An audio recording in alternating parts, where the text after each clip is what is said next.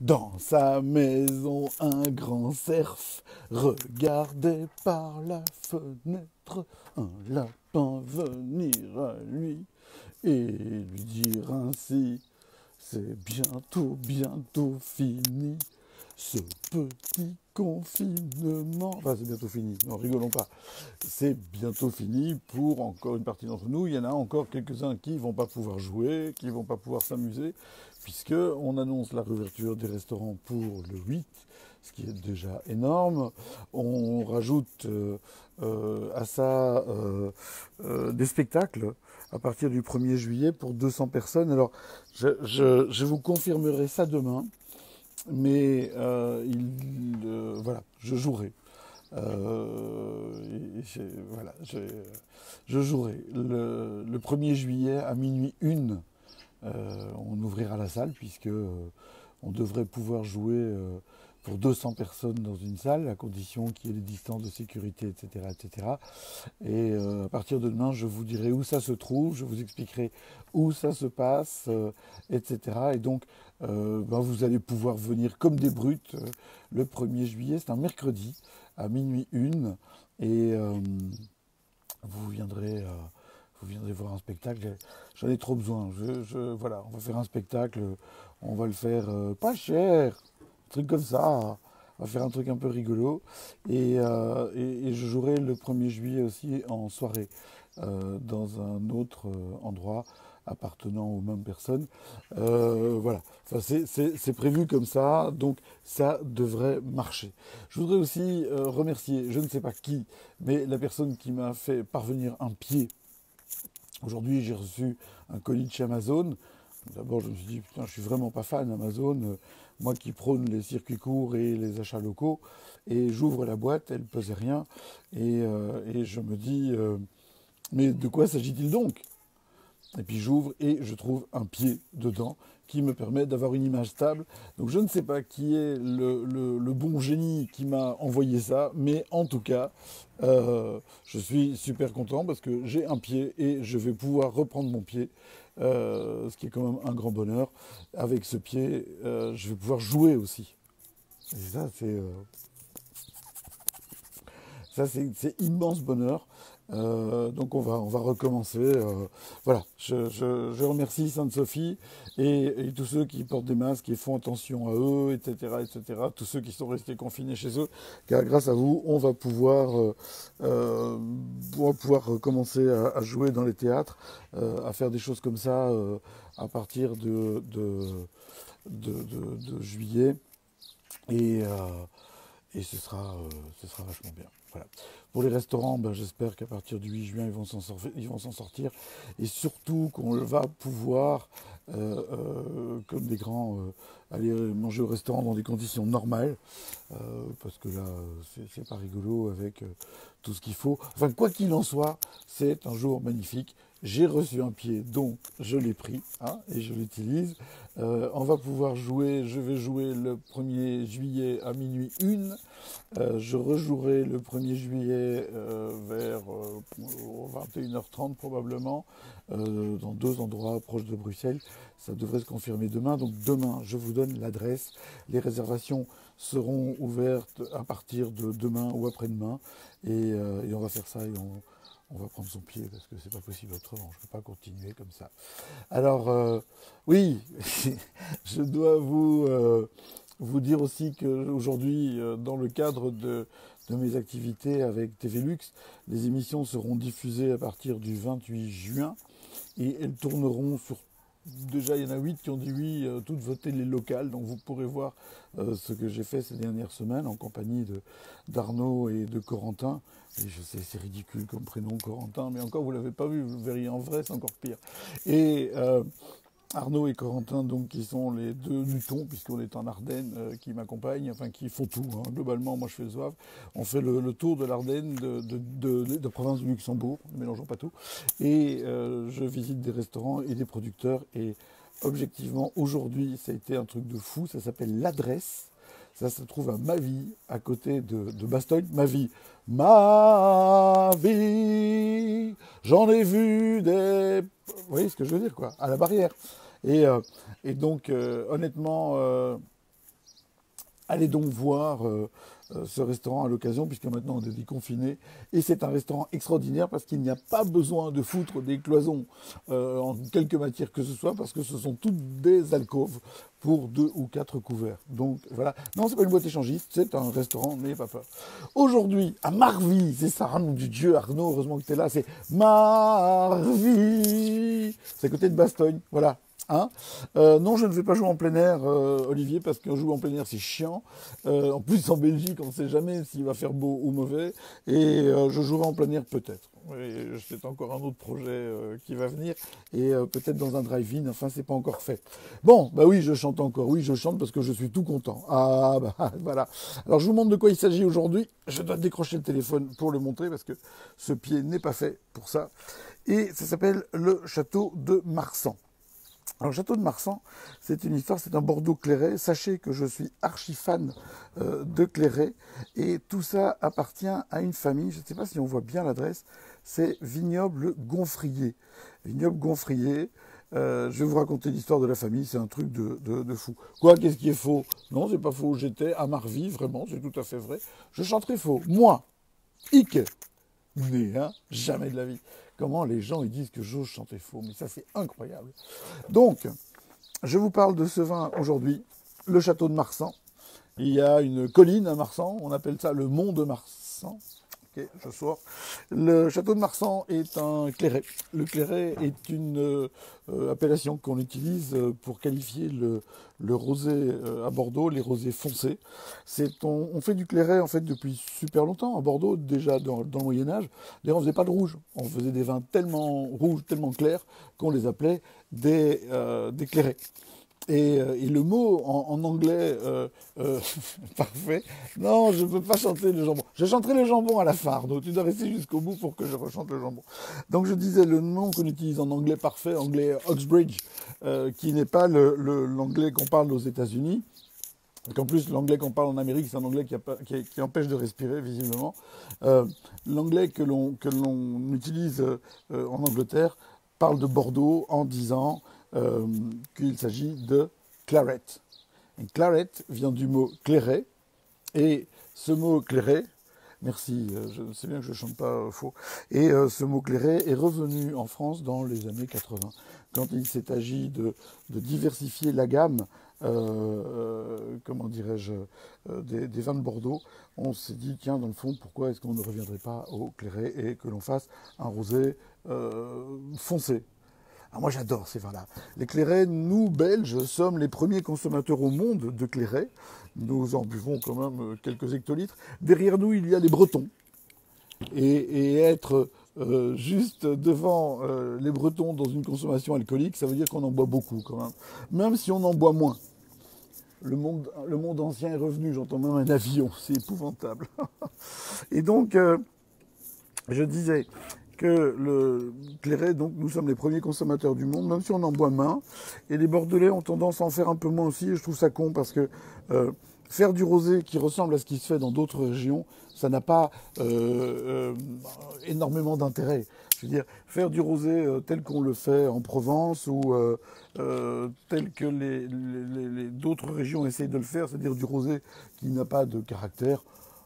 Et tout le monde peut le faire, je veux dire, c'est pas très compliqué de faire du rosé clair, techniquement. Tandis que faire du clairet, ben, ma foi, c'est pas très compliqué non plus d'ailleurs, mais ça fait des vins avec une couleur qui donne envie, c'est super juteux, c'est bonheur. Beaucoup de gens sont persuadés qu'un rosé doit être clair pour être bon. Eh oui, les cons, ça existe aussi, hein, voilà, c'est pas... Enfin bref, le rosé ne doit pas être clair pour être bon, il doit juste être bon pour être bon. Je vous avais dit que je vous parlerai de la famille Gonfrier. Alors c'est une histoire fabuleuse. Quand on imagine Bordeaux, on pense qu'à Bordeaux, il n'y a que des énormes entreprises qui appartiennent à des consortiums, des assurances, des méchants, des banquiers. Non, peut-être pas exagérer, parce que les banquiers, ça c'est vraiment des méchants. Et tous ces gars qui font du vin, en fait, sont quand même majoritairement des individuels. Il y a quelques grosses entreprises qui sont propriétaires, mais il y a quand même surtout beaucoup d'histoires de famille. Alors j'ai quelques potes là dans le vignoble, Philippe Carry qui nous regarde régulièrement et d'autres. Et puis là, il y a une grosse année, je suis parti en voyage dans le vignoble avec Maria, ma tour de contrôle, et nous avons visité pendant 5 jours les côtes. Oui, parce qu'il y a des côtes, il n'y a pas que des côtes de porc, il y a des côtes de blé, de blaye, des côtes, on ne dit pas des côtes de blé, hein. Les côtes de blé, ça, on sait d'office qu'on est belge quand on dit côtes de blé. Il y a des côtes de Bourg, sauf que Bourg ne fait pas partie de l'association des côtes. Il y a des côtes de Castillon, des premières côtes de Bordeaux, etc. Nous avons visité. Et le dernier jour, nous avons rencontré cette famille, et c'est une histoire extraordinaire. C'est 2 frères qui sont venus, si je me souviens bien, d'Algérie, mais peut-être que je me mélange un peu les pinceaux, et puis qui ont décidé de travailler avec toute la famille. Et en fait, tous les enfants des 2 frères travaillent ensemble, les cousins, les cousines, tout le monde carabine. Ils ont une série de propriétés parce que ils ont acheté, ils ont bossé. Et mais Maria n'a rien d'une tour, mais c'est ma tour de contrôle, Maria. Voilà. Et comment dirais-je, tous ces gens travaillent ensemble et font des vins qui sont assez bien foutus, honnêtement, avec des vins de garde, des vins à boire jeunes, des vins sur le fruit, des côtes à l'os, etc., etc. Et j'ai beaucoup aimé notamment leur claret 2019. C'est vendu par Cora, c'est vendu à Cora. Cora, ça va que c'est à Cora. Donc, un rosé clairet pour fêter ce jour de libération où Sainte-Sophie a annoncé que nous pourrions rejouer dans les salles de spectacle avec 200 places maximum. Je connais plein de gens qui seraient contents d'avoir 200 places dans une salle déjà. J'ai des noms. Non, je ne le dirai pas tout de suite. Et donc on va pouvoir recommencer à partir du 1er juillet, ça c'est la fête, je suis chaud comme une baraque à frites. On dirait une pucelle la veille de son mariage ou une communiante alors qu'il n'y a pas de prêtre. Vous voyez ce que je veux dire? Et je suis vraiment super content, vraiment. C'était parce que ça devenait un peu lourd là, de pas jouer, de pas rencontrer les gens et de pas faire le con. Et en plus, si j'ai bien entendu ce qu'elle a dit, il n'y aurait pas de port de masque obligatoire dans les salles de spectacle à condition de maintenir les distances réglementaires, blablabla, blablabla. Pas de masque. On va pouvoir vous voir rire, on va pouvoir vous voir réagir, parce qu'il n'y a que ça dans le spectacle, c'est que vous réagissiez, quoi. Et c'est ça le grand bonheur. Alors, ce clairet, pour revenir sur le sujet, hein, parce que c'est quand même le sujet dont il est question, Van Dyck, ce clairet, donc, qui s'appelle Château de Marsan. Vous remarquez qu'il est hyper jeune, c'est 2019. Regardez ses couleurs, hein, il est vraiment sur le fruit, il a un petit côté cuberdon, etc., etc. Regardez l'assemblage, tout est étiqueté dessus. Alors déjà, une étiquette de Bordeaux, où il y a tout dessus, ça fait plaisir. Merlot Cabernet, vignoble Gonfrier, c'est une famille, depuis 62. C'est l'endroit, le château, il est dingue. Il est dingue. Il est énorme. Ils ont trouvé des souterrains, ils ont trouvé plein de trucs dedans. Et ils s'en servent comme lieu de représentation. Si vous voulez des renseignements, vous voyez, c'est vignoble-gonfrier.fr. Et le vignoble est certifié haute valeur environnementale. HVE, qui est un label qui a été mis en place il y a quelque temps, qui remplace un tout petit peu le label, enfin qui essaye de mettre en place un label en disant on joue pas au con, on fait des choses sérieuses. Tant qu'à faire, Mickaël, je t'ai entendu crier tout à l'heure, donc je sais que tu es là. Tant qu'à faire, je vous demande tous les soirs, je sais que c'est pas rigolo, ça fait un peu mendiant, mais tout un truc, partagez au maximum si vous voulez bien cette vidéo. D'abord, ça fait chier vos amis qui n'en ont rien à foutre. Et ensuite, moi, ça me fait plaisir parce que voilà, les habitants de la société qui distribuent des vidéos sont un peu compliqués pour l'instant. Et donc, on discute un peu avec eux. Et voilà, voilà. Ils ont tendance à m'écraser un petit peu comme ça. Vous voyez, qu'est-ce que je veux dire? Voilà. Donc, ce rosé, clairet par rosé, un nez qui est sur le fruit, mais qui est complètement dingue. C'est vraiment, c'est fruits rouges, ça dash à fond, quoi. C'est vraiment le merlot jeune qui parle. Et c'est c'est ce côté fruits rouges très très mûrs, framboises, mais vraiment presque quand elles se décomposent, quand on les touche, de la grenadine, des choses de ce style-là. Et mais c'est pas du tout sucré. Hein, entendons-nous bien, c'est pas parce que c'est du fruit que c'est sucré. Voilà. Et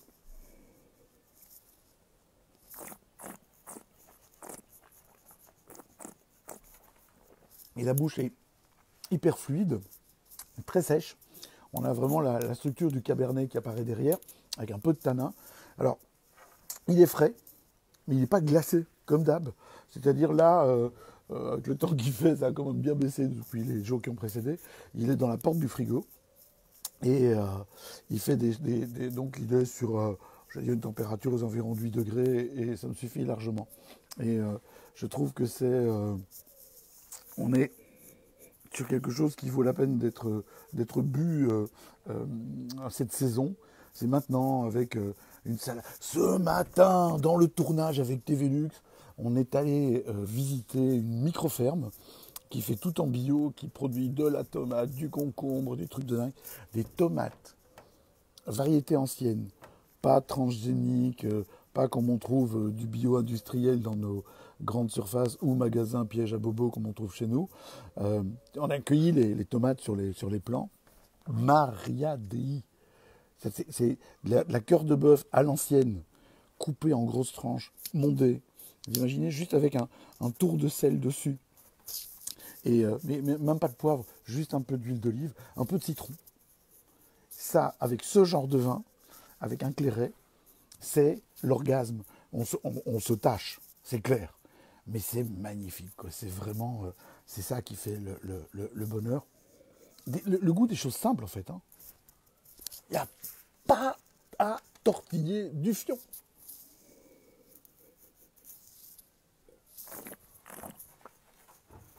Vous retenez, ça s'appelle Château de Marsan, 2019. C'est un clairet. C'est la famille Gonfrier qui fait ça. Donc si vous tapez www.vignoble-gonfrier.fr, vous trouverez. C'est vendu à Cora. Et Arnaud m'a demandé de chanter ma chanson de ce matin, que je vais donc vous chanter afin de clore les festivités d'aujourd'hui. J'aime le jambon et la saucisse. J'aime le jambon quand il est bon. Et je le préfère au lait de ma nourrice. J'aime le jambon et la saucisse. Et là-dessus, Michel m'a dit, moi je mets du vinaigre de figue sur les tomates. Trop de Julien Lapraille tue la tomate, il faut le savoir. De la vraie tomate, un ceviche de tomates. Oh oui, Marianne, avec une petite sauce maison faite à la main, que du bonheur. On s'en lécherait les babines. Qu'est à Cora oui, qu'est à Cora, je pense, oui, j'en sais rien. Je pense, enfin, à ma connaissance, oui, c'est Cora qui distribue. Mais je ne connais pas le chant de l'oignon, mais je vous vais l'apprendre, je suis gentil. Mais le chant de l'oignon, je ne sais pas, j'ai vu que Damien était là, le chanteur fou beaumontois, qui m'envoie les chansons je ne sais pas moi, qui m'envoie les paroles de chansons de l'oignon, ou envoyez-moi les chansons de l'oignon. Quoi, au secours? T'as pas toujours dit ça quand je chantais. Bon allez, sérieusement, je suis un peu déchaîné ce soir. J'avoue que j'étais un peu mou les derniers jours. Pauvre jambon. Mais non, c'est... écoute, va voir ma story, Fabien, parce qu'à côté de Marvy, j'en ai vu des... Enfin, etc. Il y a Muriel qui fait des salaisons, qui fait vieillir, mûrir ses noix de jambon avec c'est incroyable. Elle fume le jambon, et elle fait mûrir ces trucs. Je suis allé là-dedans, j'avais l'impression d'être dans une cathédrale à jambon. C'était magnifique. À Marvy, on va juste à côté. Et ce restaurant s'appelle L'Adresse. Si vous connaissez l'adresse à Marvy, vous ne pouvez pas vous tromper, c'est la bonne adresse. Et comme ça, vous avez tout. N'oubliez pas, je vous en prie, de partager cette vidéo, de la regarder, puisqu'il y en a qui viennent d'arriver, comme Patrice, comme Jean-François, Buffard et Marine et d'autres, parce qu'ils avaient autre chose à faire. Et c'est normal, hein, on a tous des choses à faire. Je vous suggère de partager. Je vous demande de partager d'ailleurs, s'il vous plaît. Beaucoup, beaucoup, beaucoup, beaucoup. Parce que c'est tout un truc, une discussion qu'on a. Et non, c'est pas chez Malika, Lucie et Benoît. Et le restaurant non plus. Le restaurant s'appelle L'Adresse, à Marvy. C'est pas facile de trouver l'adresse. Je ne m'étonne pas qu'il va pleuvoir ce soir. Il a déjà pleuvu. Lorsque j'étais à Bastogne, il pleuvait et ma voiture est propre. Et ça, c'est super gai. Bon, ben, je vous laisse avec vos Amarones, avec tout ce que vous avez pu consommer aujourd'hui. Euh, je suis bien content, une fois de plus, de vous avoir vu ce soir. Je vous fais 3 bises à tous ceux qui aiment ça, et plus ou moins à tous ceux qui en veulent moins, enfin chacun son truc. Il s'agissait aujourd'hui d'un clairet pour ceux qui ont raté l'épisode, le château de Marsan en 2019. Et Dieu sait que j'aime le clairet de Bordeaux, parce que je pense que c'est un rosé qui vaut vraiment la peine et que les rosés clairs de Bordeaux n'ont aucun intérêt. Il est fait par la famille Gonfrier. Vous le trouvez chez Cora et vous serez heureux. Je vous embrasse. À demain. Je pense que ça risque de péter un peu la forme parce que si j'ai la confirmation pour demain, je vous dirai où je joue le 1er juillet à minuit 1 et je compte sur vous. Avec ce doigt tout doux, c'est moi. Au revoir. On appelle ça le doigt du sourcier. Je vous expliquerai un jour. Ciao, ciao. Bisous, bisous. Ouais, je vais enfin bien dormir, ça c'est vrai. Peut-être. Salut Charlie. J'espère qu'il fait toujours beau en Thaïlande et que tu vas pouvoir de nouveau avoir des clients. C'est quand des gens qui regardent de partout. Hein. Qui regardent de Thaïlande, du Sénégal. Demain, j'explique, Charles, à quel endroit je vais jouer le 1er juillet. Si les réservations sont ouvertes, je vous donnerai tous les détails. Je joue à minuit 1 le 1er juillet, puisqu'on peut faire des salles de 200 places avec de la distance. On a tout ce qu'il faut pour faire de la distance. Et il ne faudra même pas de masque. À ce qui paraît, Sophie, je t'aime, Sophie, je t'adore, comme le salsa del pomodoro. Sophie, je t'aime, Sophie, je t'adore, comme la salsa del pomodoro. Tu m'as allumé avec une allumette et tu m'as fait perdre la tête. Oui, il y en a qui me regardent de forêt, c'est plus proche. Chacun son truc, hein, Bisous à tous, bonne soirée, ciao.